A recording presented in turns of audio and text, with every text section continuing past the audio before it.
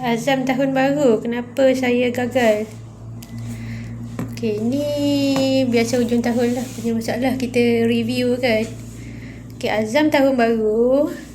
Jadi kita gagal ataupun tak dapat capai, kita tengok balik azam kita tu macam mana.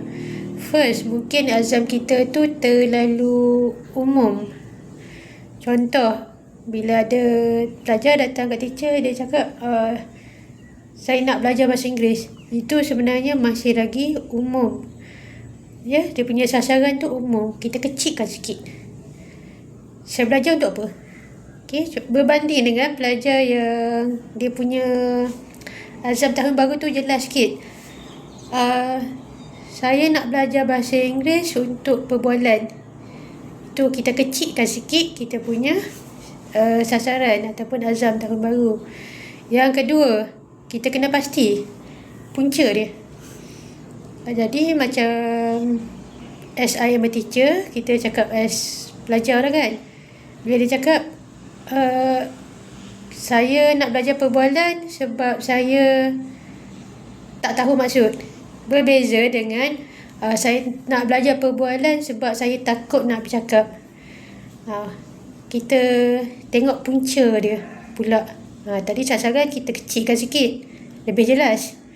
Kemudian punca dia pula dah lagi jelas. Bila dah tahu punca ni, yang paling kita boleh tengok ialah cara kita nak capai tu pula. Bila sasaran kita dah jelas, punca dia dah jelas, kerja kita akan jadi lagi senang. Baru kita boleh buat.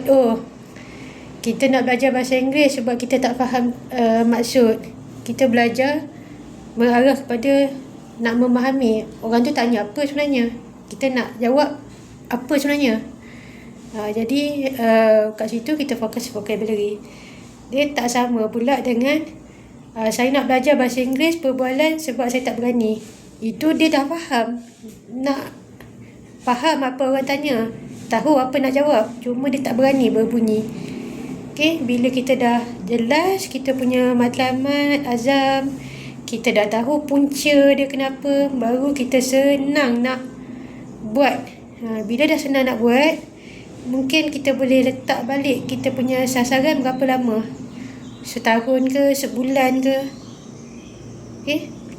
Dan tempoh setahun tu pula kita boleh pecah lagi 12. Setahun pecah 12 bulan. Sebulan pecah lagi 4 minggu. Seminggu pecah lagi 7 hari. Jadi benda tu bila kita dah kecilkan dia lebih senang capai. Jadikan sasaran tahunan ni, azam tahunan ni jadi azam harian. Hari ni aku buat apa, hari ni aku buat apa, minggu depan buat apa. Jadi kita punya sasaran setahun tu akan capai. Sama je dengan kes yang pelajar ke kawan-kawan kita kata kan, aku nak kurus. Kurus tu umum. Nak kurus berapa kilo. Okey, dah spesifik lah sebab apa nak kurus. Contoh, nak kurus 10 kilo dalam masa setahun sebab sakit kaki. Kita tahu dah, okey, banyak mana kita nak kurangkan, sebab apa nak kurangkan. Jadi baru kita boleh target, okey, nak kurangkan 10 kilo setahun sebab sakit kaki. Kita akan buat senaman yang sesuai dengan kita punya sakit kaki, sesuai dengan 10 kilo setahun. 10 kilo setahun tu nampak macam besar. Kita kecilkan lagi.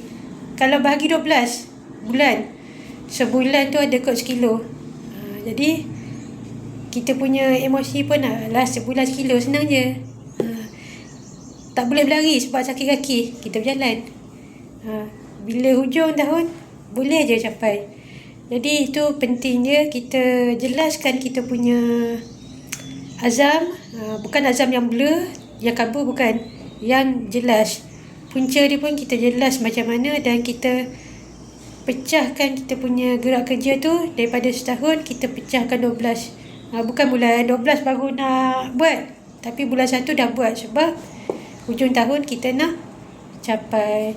Jadi sempena tahun baru 2026, insyaAllah saya, Teacher Nazihah, doakan semua kawan-kawan dan pelajar untuk kita berjaya capai kita punya Matlamat. Jumpa lagi.